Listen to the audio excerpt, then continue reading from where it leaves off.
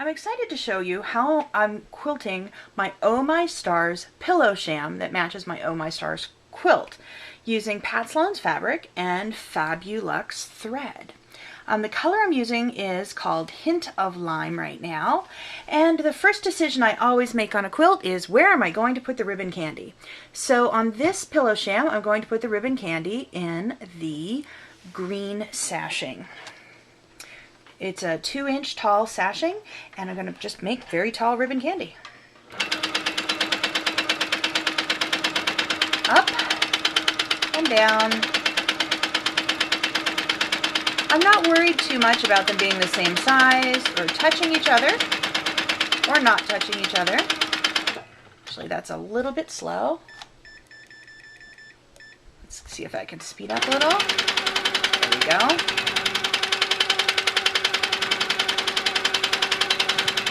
This is only to add texture, not color. If I'd really wanted to see the ribbon candy, I would have done it in a contrasting thread color. But this hint of lime is 3 different shades of green, so it's going to blend in pretty well with this lovely pebbled lime green fabric that Pat designed. Continue over.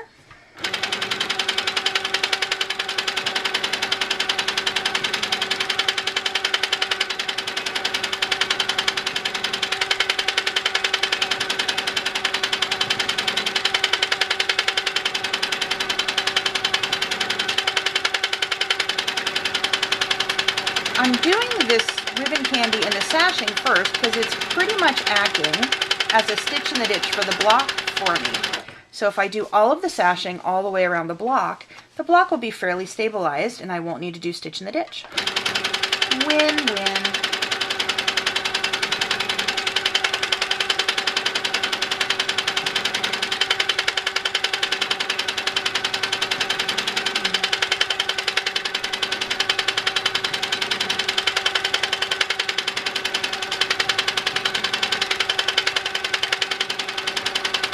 Almost done with this sashing. I'm going to do the cornerstone while I'm at it. So let's jump right into that.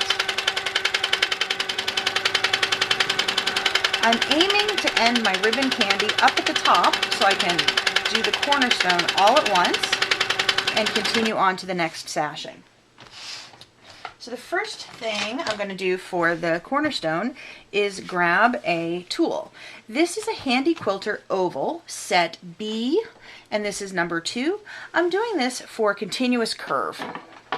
So I'm going to stitch a curve from this corner to this corner, this corner to this corner, this corner to this corner, and this corner to back to the beginning. I could do that all freehand, but since I have tools that are going to make this super duper accurate for me, I'm going to use those. This is meant to work right against my foot. Check with your machine manufacturer to see if your machine has a foot that's meant to work against these templates. So I have some grip under here. I don't know if you can see it. This is called Handy Grip, I believe, and it will help me keep the template with the fabric. So I'm going to put it right next to the foot, angle it so it's a 1/4 inch away from the seam at the end, and stitch right along the edge. 1,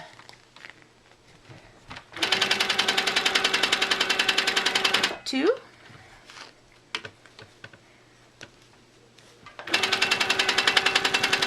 3. I'll do the 4th side.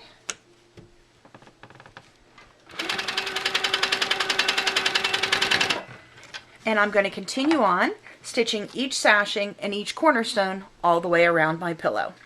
I'll be back when I'm done. Now that I've finished stitching all 4 sashings and all 4 cornerstones, I want to add quilting to the star itself.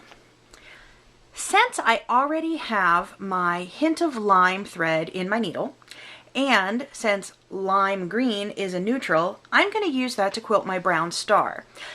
It's what I use to quilt every single star on my bedspread.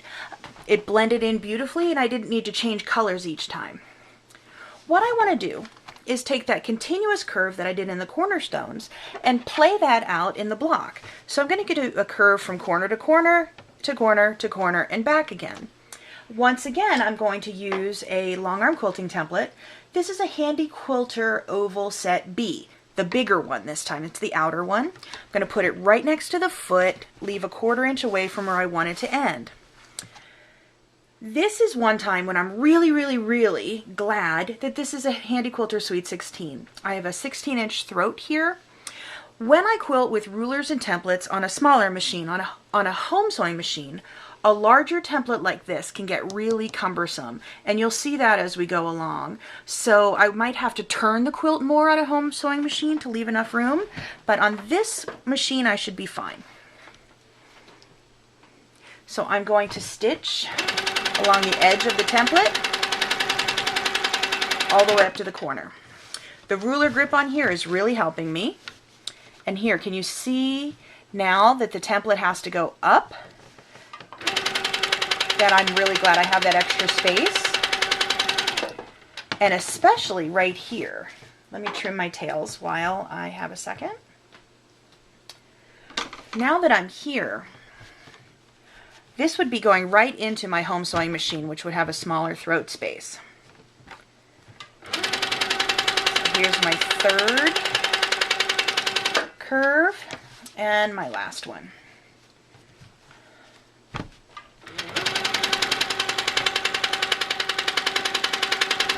Now I like that exactly the way it is. However, if one curve is good, 2 are likely better. So I'm grabbing Handy Quilter Oval Set A, the big one, and I'm going to do another set of curves. This is simply going to put a flatter curve, a smaller curve, inside of the first one. And this template is even bigger than the last one, so size is even more important.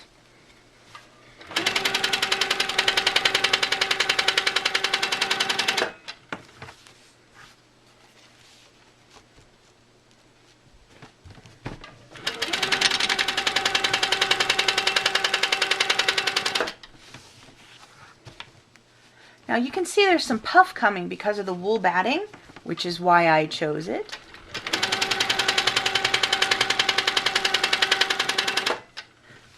If I were not going to quilt this white square, I would probably stitch in the ditch along the outside of this brown square just to give it some definition. But I will quilt inside this white square and it'll do the same thing for me as stitch in the ditch would. Now I also have all of these larger triangles of the star, and I'm leaving those unquilted because if I quilt all the white bits in here and stitch all the way up to the ends, the batting is going to have those star points puff out at me. So I'm really using the wool batting to its fullest effect here.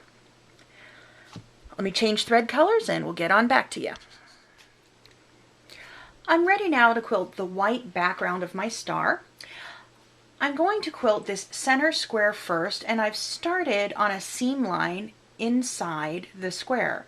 This way I can quilt all the way around the square, and whenever I finish quilting I can come right out into one of the background squares so I can avoid making a knot. If you end up getting stuck, it's not a big deal to make an extra knot, but if you can plan ahead, that's always best. So I'm using some white thread here, again more Deco Bob in the bobbin, and I'm going to do, shocking no one, ribbon candy. And that's going to fill this area of white in, and it's going to act like stitch in the ditch for the brown square in the middle, and also stitch in the ditch for the brown triangles along the outside of the star. So just adding some texture. If I wanted this to show, I would use a different color, maybe more of that lime green, maybe even some red.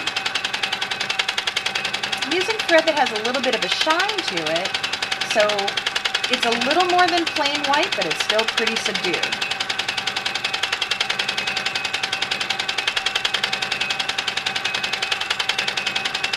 So here I've ended at the end of my piece, and I've done all of my ribbon candy going on this piece of fabric. Now I'm going to do all of my ribbon candy up here. I'm not going to turn my quilt, because if this were king size, it would be really hard to manipulate. So it's best to learn how to do all of your designs up and down, left to right, and sideways.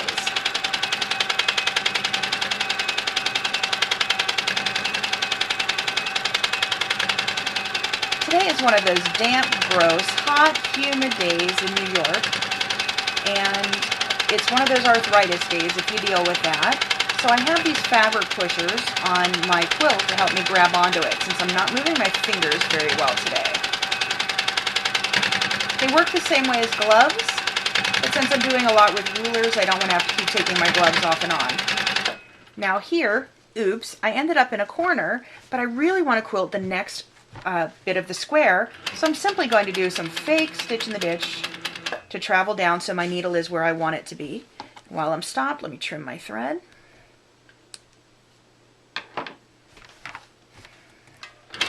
Finish my way around.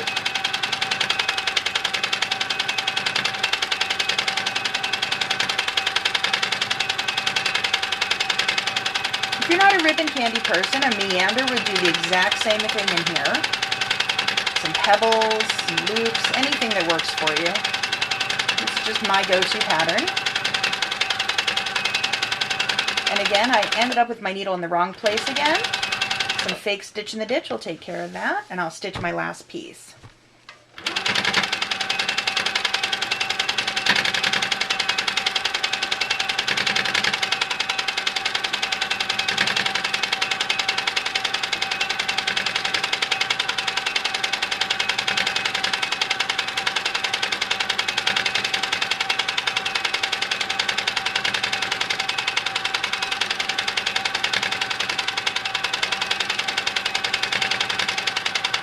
I really think the wool batting is my best friend in quilting because it gives me the ability to have my quilting show, or more importantly, what I've left unquilted show.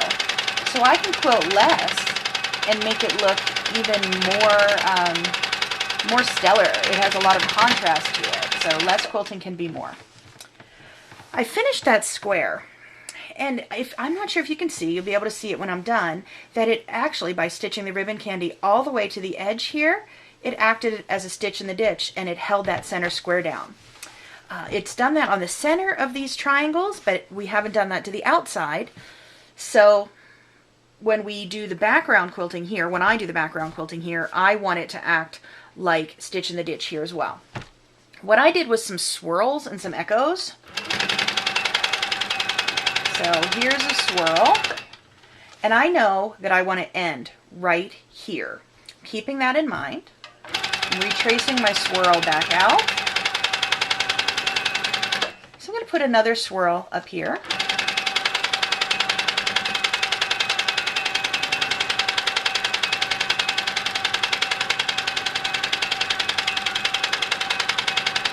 And I think another one down here.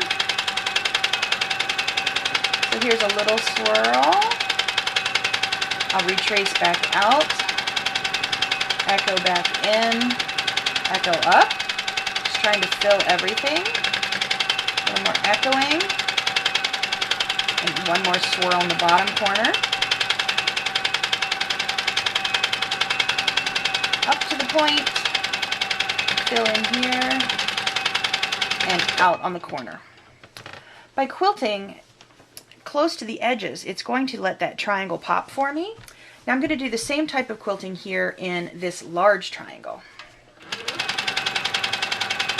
So with a little swirl. And then maybe the next swirl will go all the way up to the point here.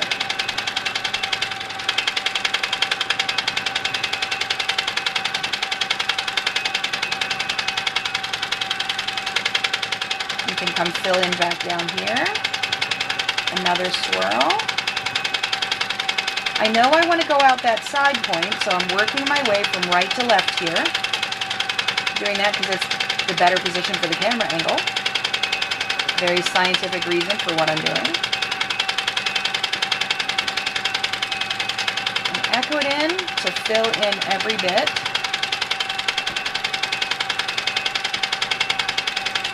And then maybe one small swirl into the corner here.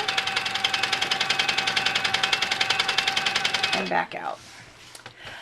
I'm going to continue this background quilting all the way around my star, and we'll be back to do this outer border. I finished the white background of my pillow square, and I'm going to work on the borders now. This first orange border is actually only here to build the pillow out to be 20 inches. This second fabric border is actually the flange of the pillow, so I'm going to leave that unquilted. I used these two colors to make the borders of my bedspread, and I didn't have enough of either one to make the border, so I did one side border and a top border in the bobbins, and then I did the other side border and the bottom border in this lovely floral pattern. They look close enough from a distance that you can't tell, but when you look at it up close, I actually like the difference. It was a 9-inch border on that big bedspread, but since it's only 2 inches here, I'm going to do ribbon candy. On my bedspread, I did a swirl like we did in the white background, but it's my quilt and I get to do whatever I want. So the thread I'm choosing for this is called Majestic Sunrise, and it is red, orange, and yellow. So it matches really well with all the colors of both of these fabrics.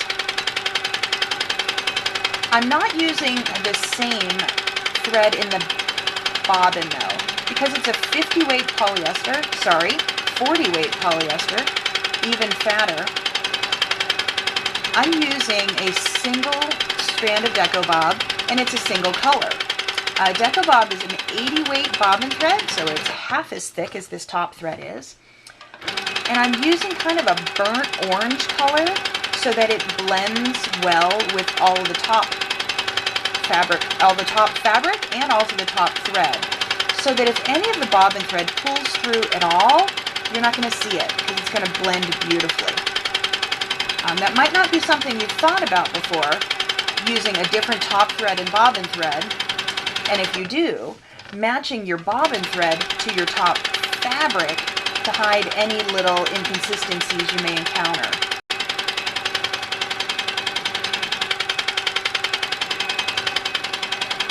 And when I use a decorative top thread, I'll use anything in the top needle. But in the bobbin, about 95% of the time I'm using Deco Bob because it's a really thin bobbin thread that blends well and will match with most of the colors I'm going to choose for the top. One of those exceptions, that 5%, is in the lime green right above where I'm quilting right now. The Fabulux color was Hint of Lime, and I don't have a Deco Bob that is a lime green, so I actually used Invisifil, which is even thinner. It's a 100 weight thread instead of 80, so really, really fine. But the color match is so perfect, I had to do it. So I'm simply going to continue stitching this ribbon candy all the way around this border, and I will show you the entire piece once I've finished. Here's my finished pillow top.